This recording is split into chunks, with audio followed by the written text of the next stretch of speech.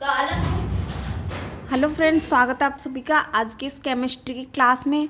ये केमिस्ट्री की क्लास आपके लिए बीएससी नर्सिंग, पैरामेडिकल, फार्मेसी और लैब असिस्टेंट्स के एग्ज़ाम के लिए यूज़फुल होने वाली है। इसमें हम पढ़ेंगे पहले कुछ बेसिक कॉन्सेप्ट, उसके बाद में हम इम्पॉर्टेंट क्वेश्चंस करेंगे जो कि एग्ज़ाम के लिए बहुत ही ज़्यादा महत्वपूर्ण है। तो हमारा टॉपिक है कार्बन तथा कार्बनिक समूह। तो कार्बन तथा कार्बनिक समूह क्या होते हैं? कार्बन मेंडलीव की आवर्त सारणी के चतुर्थ समूह का पहला तत्व है। इसकी परमाणु संख्या 6 होती है। तो क्वेश्चन आपका बन सकता है कि कार्बन की परमाणु संख्या कितनी होती है? 6 होती है। कार्बन का परमाणु भार कितना होता है? 12। फिर आता है कार्बन के दो प्रकार के अपर रूप होते हैं, एक तो क्रिस्टलीय अपर रूप और एक होते हैं अक्रिस्टलीय अपर रूप। यहाँ पे थोड़ा मिसप्रिंट हो रहा है इसमें। तो क्रिस्टलीय अपर रूप कौन कौन से होते हैं? हीरा और ग्रेफाइट मेनली ये होते हैं। और अक्रिस्टलीय अपर रूपों में आ जाते हैं हमारे पास काजल, चारकोल, कोल आदि। उसके बाद में आ जाता है आगे कार्बन के रासायनिक गुण, यानी कि कार्बन के रासायनिक गुण क्या क्या होते हैं।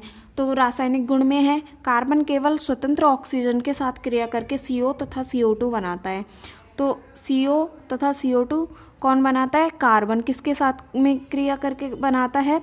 ये बनाता है ऑक्सीजन के साथ में क्रिया करके CO और CO2 तथा अन्य यौगिकों में उपस्थित ऑक्सीजन के साथ भी क्रिया करके CO तथा CO2 उत्पन्न करता है। यहाँ पर कुछ रिएक्शंस दी हुई हैं।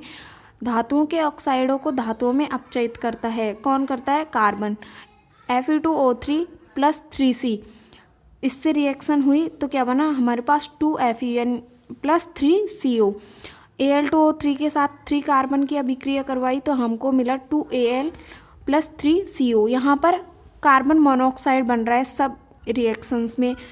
फिर उसके बाद में आ जाता है नाइट्रिक अम्ल को नाइट्रोजन डाइऑक्साइड में अपचयित कर देता है। कौन करता है? कार्बन। तो इसकी रिएक्शन यहाँ पे दे रखी है 4HNO3 + C, तो इससे बन रहा है CO2 2H2O + 4NO2। फिर उसके बाद में इसका अगला गुण है कार्बन के अक्रिस्टलीय अपर रूपों में कोल सबसे उपयोगी है। वह निम्नलिखित प्रकार का होता है। तो सबसे उपयोगी होता है अक्रिस्टलीय अपर रूपों में कोल। क्या होता है? कोल। यहाँ ऐसा आपके क्वेश्चन आ सकता है। तो देखिए कोल में क्या क्या होता है। कोल में होता है आपके यहाँ पर कोल यानी कि कोयला। कोल यानी कोयला। तो कोयला 4 प्रकार का होता है। पीट सबसे पहले आ जाता है पीट। तो इसमें कार्बन की मात्रा कितनी होती है? लगभग 60%। फिर आता है लिग्नाइट, इसमें कार्बन की मात्रा कितनी होती है? 67%। फिर आ जाता है बिटुमिनस, इसमें कितनी होती है कार्बन की मात्रा? 80%। और एंथ्रेसाइट, इसमें सबसे ज़्यादा मात्रा होती है कार्बन की, कितनी होती है? 90%। फिर उसके बाद में आता है कार्बन हाइड्रोजन के साथ यौगिकों की एक लंबी श्रृंखला बनाता है जिन्हें हाइड्रोकार्बन कहते हैं। तो क्वेश्चन आ सकता है हाइड्रोकार्बन किस किस से मिलकर बने होते हैं? कार्बन और हाइड्रोजन के साथ मिलकर जो यौगिक बने होते हैं उन्हें बोलते हैं हम हाइड्रोकार्बन। हाइड्रोकार्बन प्रमुख रूप से 2 प्रकार के होते हैं। कितने प्रकार के होते हैं? 2 प्रकार के। कौन कौन से होते हैं? एक तो संतृप्त हाइड्रोकार्बन और एक होता है असंतृप्त हाइड्रोकार्बन। तो क्वेश्चन आ सकता है कि हाइड्रोकार्बन प्रमुख रूप से कितने प्रकार के होते हैं। अब देखते हैं संतृप्त हाइड्रोकार्बन किसे कहते हैं। इन यौगिकों में प्रत्येक कार्बन की चारों संयोजकताएं एकल सहसंयोजी बंधों द्वारा संतुष्ट होती है। इन यौगिकों को एल्केन भी कहा जाता है, जैसे मैथेन, एथेन, प्रोपेन तथा ब्यूटेन। तो संतृप्त हाइड्रोकार्बन किसको कहेंगे? संतृप्त हाइड्रोकार्बन जिन हाइड्रोकार्बन्स में कार्बन सभी हाइड्रोजन से एकल बंध यानी सिंगल बॉन्ड से जुड़ा होता है, यानी कार्बन और हाइड्रोजन के बीच में बॉन्ड कैसा होना चाहिए? Single bond. तो क्या हो जाएगा? संतृप्त हाइड्रोकार्बन। और इन्हें क्या कहेंगे हम? एल्केन। संतृप्त को बोलेंगे एल्केन। एल्केन का फॉर्मूला होता है CnH2n+2। CnH2n+2। तो ये हो गया आपका। यहाँ से आपसे क्वेश्चन पूछ सकता है संतृप्त हाइड्रोकार्बन यानी एल्केन का फॉर्मूला क्या होता है। तो देखिए ये इनकी स्ट्रक्चर है। मैथेन की CH4, एथेन की C2H6, ये देखिए इनकी स्ट्रक्चर दी हुई है। एथेन की होती है C3H8, ब्यूटेन की होती है C4H10। उसके बाद में आ जाता है असंतृप्त हाइड्रोकार्बन। तो असंतृप्त हाइड्रोकार्बन किसे कहते हैं? इन यौगिकों के पास दो कार्बन परमाणुओं की संयोजकताएं उनके बीच द्विबंध या त्रिक बंधों द्वारा संतुष्ट होती हैं। इन्हें क्रमशः एल्कीन तथा एल्काइन कहते हैं। तो आपका क्वेश्चन आ सकता है कि असंतृप्त हाइड्रोकार्बन्स क्या होते हैं? तो इसमें आ जाता है एक तो एल्कीन और एक एल्काइन, दोनों ही क्या होते हैं? असंतृप्त हाइड्रोकार्बन। और असंतृप्त हाइड्रोकार्बन के लिए क्या ज़रूरी है? या तो कार्बन और हाइड्रोजन, कार्बन और कार्बन यानी दो कार्बन के मध्य या तो डबल बॉन्ड हो या फिर क्या हो? Triple bond. तो ये क्या हो जाएंगे हमारे पास? असंतृप्त हाइड्रोकार्बन। फिर आपसे क्वेश्चन पूछ सकता है एल्कीन का फॉर्मूला क्या होता है? तो एल्कीन का सामान्य सूत्र होता है हमारे पास CnH2n। CnH2n ये होता है एल्कीन का फॉर्मूला। ये इम्पोर्टेंट है, ये आपको याद रखना है। फिर उसके बाद में आता है एल्काइन का फॉर्मूला। एल्काइन का फॉर्मूला क्या होता है? CnH2n-2 ये होता है एल्काइन का फॉर्मूला। ये भी आपका इम्पोर्टेंट है, ये आपको याद रखना है। ये क्वेश्चंस आपके यहाँ से आ सकते हैं। फिर उसके बाद में देखिए ये एथीन की स्ट्रक्चर दे रखी है, ये आपके प्रोपीन की स्ट्रक्चर दे रखी है। यहाँ पर देखिए आपके कार्बन और कार्बन के बीच में डबल बॉन्ड दे रखा है, यहाँ पर भी कार्बन और कार्बन के बीच में डबल बॉन्ड दे रखा है, यानी कि ये क्या हो गई? एल्कीन। और आगे आ जाता है आपके पास एल्काइन। तो एल्काइन में कार्बन और कार्बन के बीच में क्या होता है? Triple bond. तो ये क्या हो गई आपकी? एल्काइन। फिर उसके बाद में हाइड्रोकार्बन की क्रियाशीलता का क्रम, यानी कि क्रियाशीलता कैसे होती है, किसकी सबसे ज़्यादा होती है और किसकी सबसे कम होती है। तो आप यहाँ पर देख सकते हैं सबसे ज़्यादा किसकी होती है क्रियाशीलता? एल्काइन की, फिर उससे कम एल्किन की, फिर सबसे कम होती है एल्केन की। तो ये क्रियाशीलता का क्रम भी आपको याद रखना है, ये भी इम्पोर्टेंट है, क्वेश्चन यहाँ से आ सकता है। फिर उसके बाद में हमारे यहाँ पर आ जाता है हाइड्रोकार्बन की लंबी श्रृंखला की भांति अन्य यौगिकों की लंबी लंबी श्रृंखलाएं भी कार्बन बनाती है। और इस गुण को, कार्बन के इस गुण को हम क्या बोलते हैं? श्रृंखलन। कि कार्बन अन्य कार्बन व हाइड्रोजन से मिलकर एक लंबी श्रृंखला बनाती है, इसे कार्बन का कौन सा गुण बोलते हैं? श्रृंखलन। ये भी बहुत इंपॉर्टेंट क्वेश्चन है, ये आपको याद रखना है, ये आपके एग्जाम में आ सकता है। फिर उसके बाद में आता है एल्कोहल जिनमें OH समूह एल्काइन समूहों यानी R वाले जो ग्रुप होते हैं से जुड़ा रहता है, जैसे CH3OH, C2H5OH। दूसरा एल्डिहाइड समूह रहता है। एल्डिहाइड को हम क्या बोलते हैं? एल्डिहाइड होता है फ्री वैलेंसी CHO, इसमें C डबल बॉन्ड O और एक H होता है, यहाँ पर फ्री वैलेंसी होती है, उससे कोई भी R समूह जुड़ सकता है। R में क्या होते हैं? कार्बन का कोई ग्रुप होता है, वो जुड़ सकता है। तो ये वाला कौन सा हो जाता है? एल्डिहाइड। फिर उसके बाद में एक आता है कीटोन। कीटोन में क्या होता है?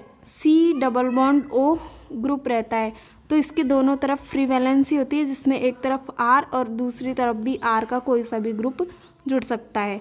ये भी आपके एग्जाम में आ सकता है। फिर उसके बाद में हमारे पास आ जाता है, अब हम कुछ क्वेश्चंस लेंगे इससे रिलेटेड। तो हमारे पास पहला क्वेश्चन आ जाता है, ये यहाँ पर थोड़ा क्लियर नहीं आ रहा है, आप इसको मैनेज कर लेना, मैं आपको बोल के बता रही हूँ। एल्कीन श्रेणी का प्रथम सदस्य होता है, यानी कि पहली एल्कीन कौन सी होती है? तो पहली एल्कीन होती है C2H4, C double bond CH2 और H2, ये होती है एल्कीन श्रेणी की प्रथम एल्कीन। इसको हम बोलते हैं एथीन। क्या बोलते हैं? एथीन। तो ये था आपका पहला क्वेश्चन। फिर उसके बाद में अगला क्वेश्चन है लॉरिल। ये अगला क्वेश्चन है, देखो मैंने जो पढ़ाया है केवल उसी के क्वेश्चन करवा रही हूँ।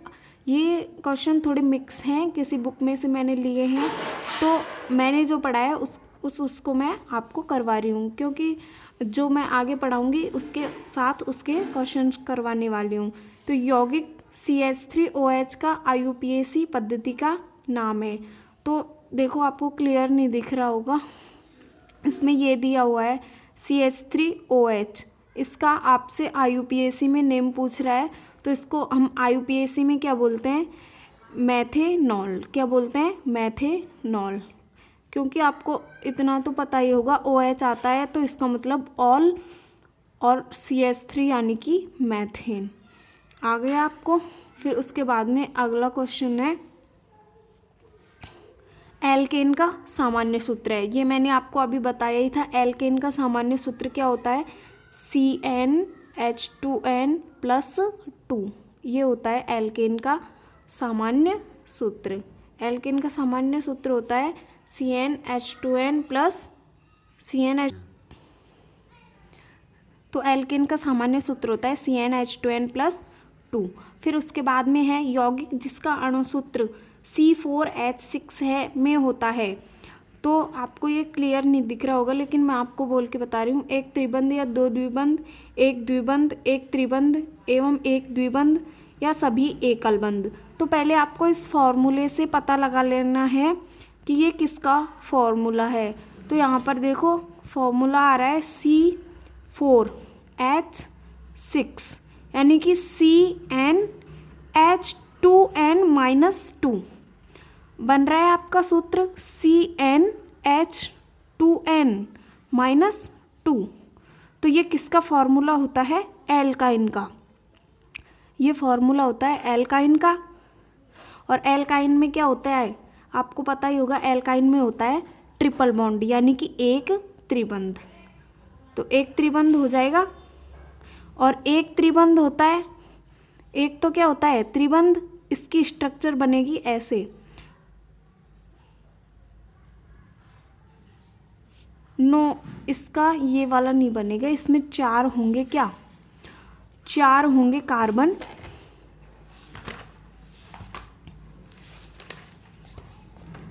और इसमें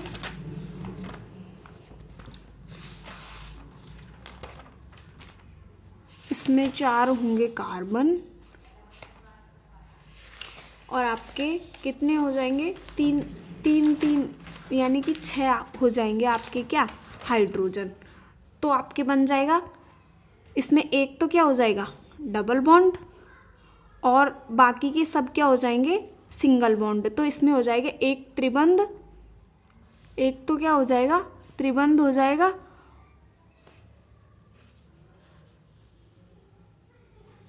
एक त्रिबंध हो जाएगा, या 2 क्या हो जाएंगे द्विबंध। तो इसकी स्ट्रक्चर हम 2 टाइप से बना सकते हैं, या तो एक ट्रिपल बॉन्ड बना के बना सकते हैं, या फिर 2 डबल बॉन्ड बना के भी। देखो कैसे बना सकते हैं, 2 डबल बॉन्ड बना के ऐसे हम बना सकते हैं। तो इसका आंसर हो जाएगा ए ऑप्शन।